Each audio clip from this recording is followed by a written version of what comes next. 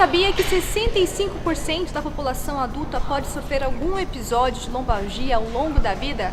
É algo que ninguém deseja, mas pode acontecer.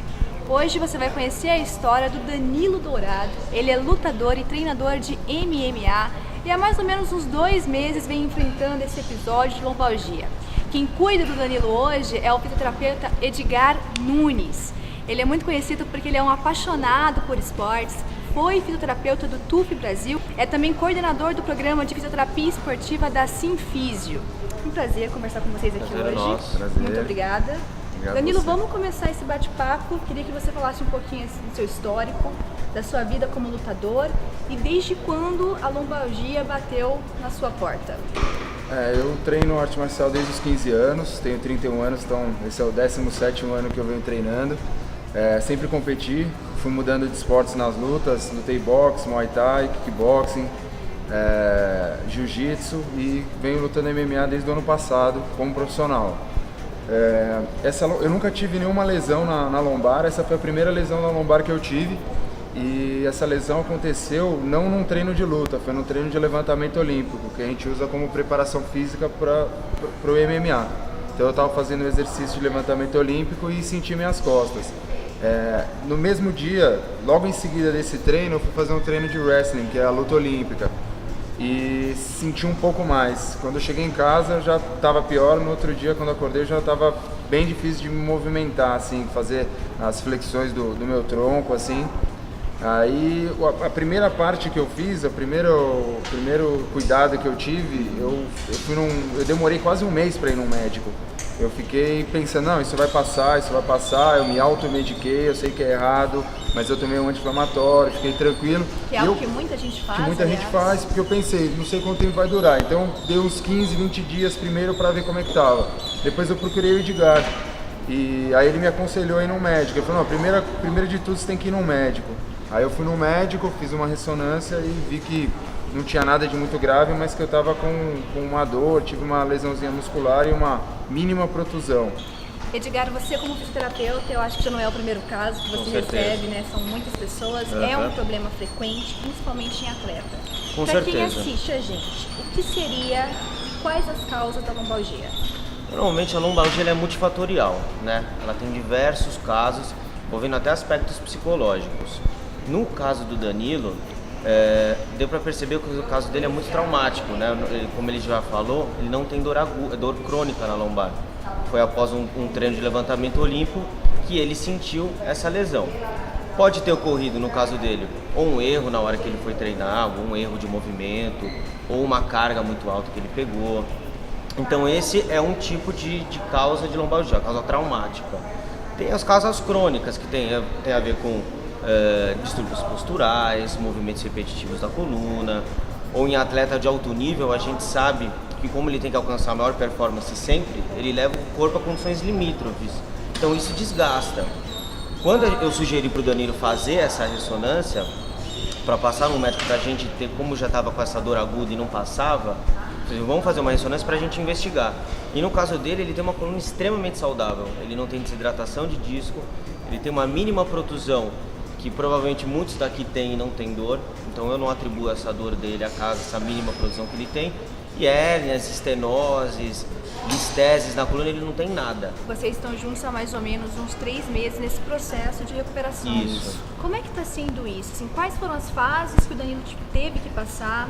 Quais foram os recursos fisioterapêuticos que você utilizou para poder tratar essa lombalgia? Então, o Danilo ele chegou muito travado aqui. Ele tinha uma limitação na coluna, principalmente de flexão e extensão, que é onde a lombar mais atua. O movimento principal que a lombar faz é de flexo e extensão, que era o que ele tinha de limitação de movimento. Então, no começo, eu atuei com alguns recursos de calor profundo, né?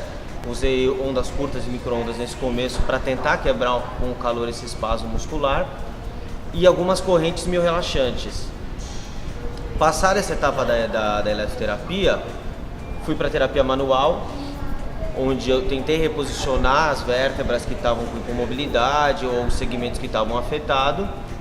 Melhorou um pouco a dor, eu iniciei os exercícios de estabilização iniciais. Então, exercícios de de contração da musculatura profunda, de estabilização segmentar, praticamente sem movimento, só com isometria. O espasmo muscular dele ainda melhorou, mas ainda é uma coisa que a gente percebe que quando ele faz um pouco mais de exercício, entra no ciclo de novo, então a gente está encontrando esse equilíbrio ainda. E hoje a conduta dele basicamente está sendo exercício funcional e exercício de estabilização da coluna lombar dele, associado com a terapia manual clássica. No seu dia a dia, qual o impacto que teve esse problema na sua carreira como profissional e como que você enxerga que a fisioterapia ela conseguiu te ajudar e mudar o quadro de um problema que estava realmente mais grave para algo que vem melhorando gradativamente ao longo do tempo? Bom, na verdade, na minha profissão, assim, eu sou, além de lutador, na verdade a minha principal profissão, eu sou treinador, sou personal trainer. Você é educador físico? Educador até, físico. Então eu adaptei, eu continuei dando todas as minhas aulas, eu não desmarquei nada, continuei dando meus cursos, isso não mudou nada. É claro que algumas coisas ficavam um pouco limitadas, muitas vezes eu tinha até que fazer, mesmo com um pouco de dor, tinha que demonstrar alguma coisa, mas isso não me limitou tanto. Eu acredito que o que mais me prejudica, sempre me prejudicou com lesões, e essa também não foi diferente, é que o esporte para mim não é só um meio de vida, é a coisa que eu mais gosto de fazer. Então assim, esses últimos meses eu perdi o meu hobby, entendeu? A coisa que me faz feliz, que eu gosto de treinar, isso faz muita falta na minha vida. Então esse foi o principal impacto, eu não poder fazer o que eu faço todo dia, que é treinar, que é fazer o meu esporte. A fisioterapia me ajudou muito e tem me ajudado, porque além de estar me tratando, eu tenho aprendido muita coisa aqui, muita coisa sobre prevenção, muita coisa sobre equilíbrio muscular, tudo que é muito importante, que muitas vezes a gente deixa de lado. Então eu, como um atleta de um esporte de explosão, um esporte competitivo, muitas vezes eu deixo de lado essas prevenções e dou mais foco só em performance. E esqueço que eu tenho que preparar meu corpo, que eu tenho que deixar ele equilibrado. Não é só tentar ser o mais forte possível, o mais explosivo possível, o mais técnico possível. Eu tenho que também tentar ser o mais equilibrado possível, conhecer mais meu corpo, meus limites, entendeu? Então a fisioterapia tem servido para isso também. O Dourado colocou um ponto muito importante, que foi essa questão da prevenção. A gente tem vários atletas pelo Brasil, pessoas que destacam assim, diferentes modalidades, mas a gente sabe que a questão da fisioterapia preventiva ainda é algo pouco explorado e não há uma consciência, muitas vezes, por parte do profissional da importância e do impacto que isso tem no dia a dia dele. Você acha que ainda falta muito para isso acontecer, para as pessoas terem essa consciência de procurar um profissional, de fazer um trabalho de prevenção? Eu acho que a gente tem um caminho longo para percorrer ainda. Na verdade, a gente está longe de um processo preventivo efetivo, que eu vejo.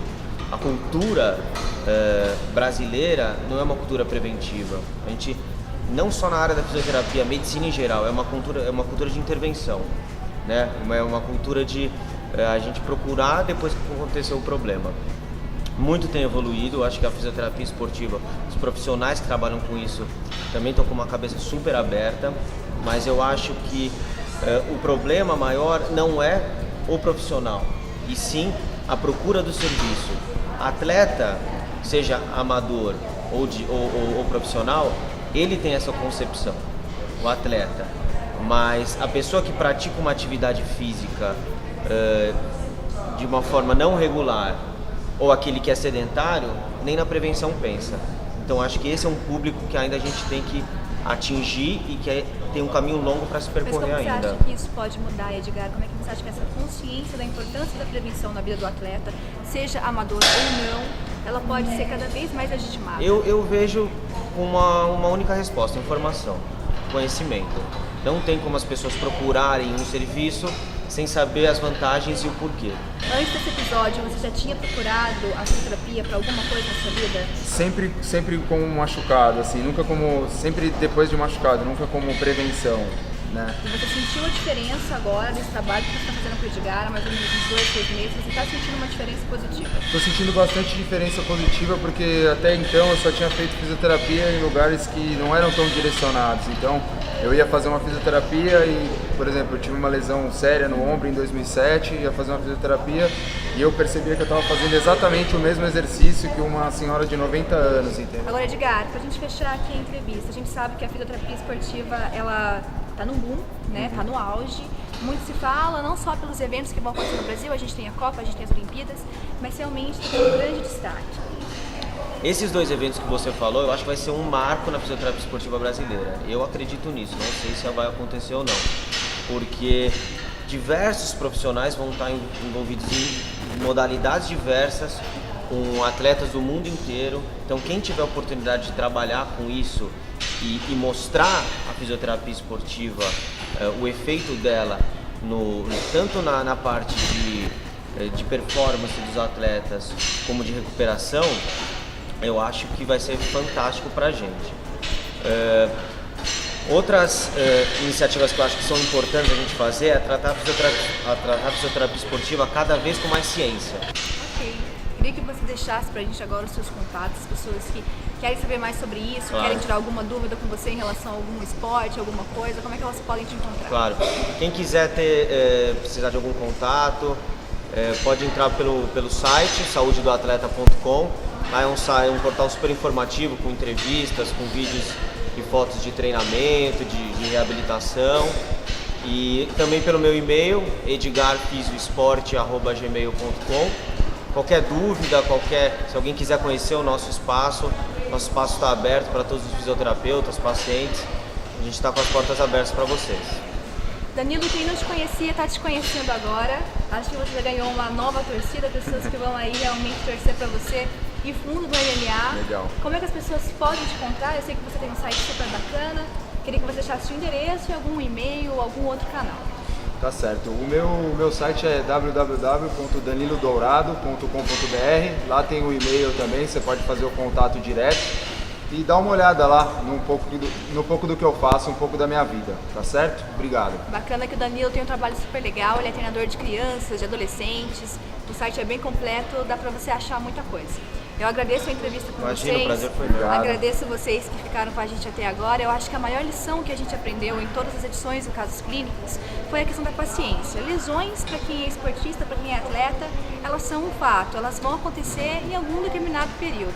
Acho que a gente tem que ter essa consciência da prevenção e de que fisioterapia não é algo que você deve procurar só quando você se machuca.